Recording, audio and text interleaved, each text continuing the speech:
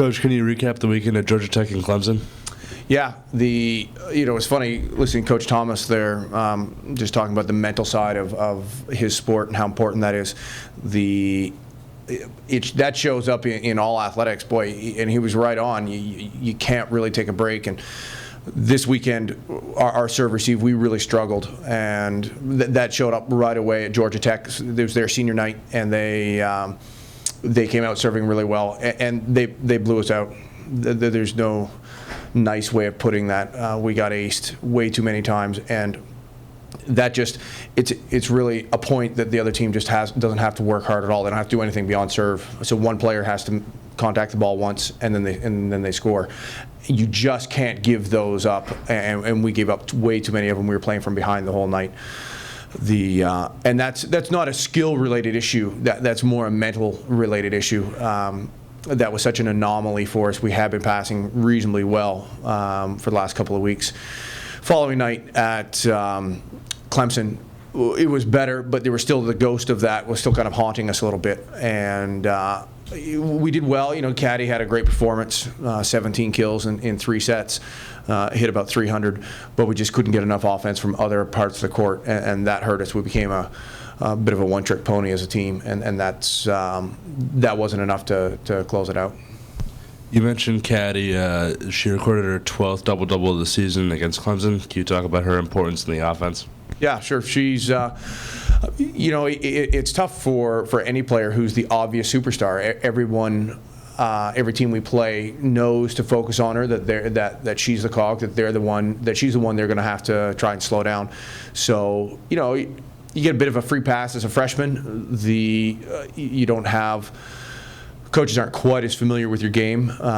After that, though, they know what you like to do and try to force you into doing things you don't like to do. And we've seen a lot more of that this year. Caddy's faced a lot more of that this year, and responded reasonably well. It's taken her some adjustment time to get used to that, and she's being forced to get better, being forced to work on stuff that wasn't in her comfort zone, and we're seeing that improve.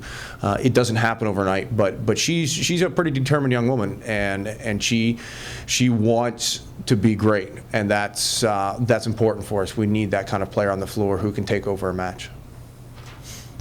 Can you give us a preview of the last 2 matches at Syracuse and Notre Dame? Yeah, it's you always sort of hate having your closing out your season on the road. Not only are you just tired of being on the road, but you always get everybody else on their senior nights. So, which is always, you just don't know what you're going to get. Sometimes seniors respond.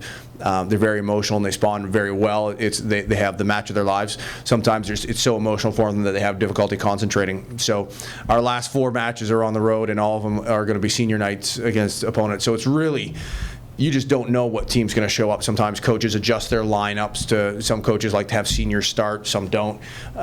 So it's a little bit unpredictable. For us, that doesn't change what we're trying to do. Show up and take care of the controllables that we can control. So we'd like to do a little bit better job on serve receive, and one area that I think we're going to have enough time to address in 2 days of practice is to improve our serve receive or our free ball attack percentage. Those are the kind of balls that we've got to be a little bit better at executing. When we get a free ball, it's an opportunity to get a perfect pass, perfect set. Those are the kind of balls that we need to finish, not just continue the play, but end the play. The team is 4 departing seniors and is a very young team. Can you talk about the new NLI and the future of the volleyball team? Yeah, sure. Well, we have a couple of girls committed, but only one signed. Brittany Pavich from Chicago plays for one of the best clubs in the country, Sports Performance. They are habitually in the national championship conversation, and she started for their top 18s team last year.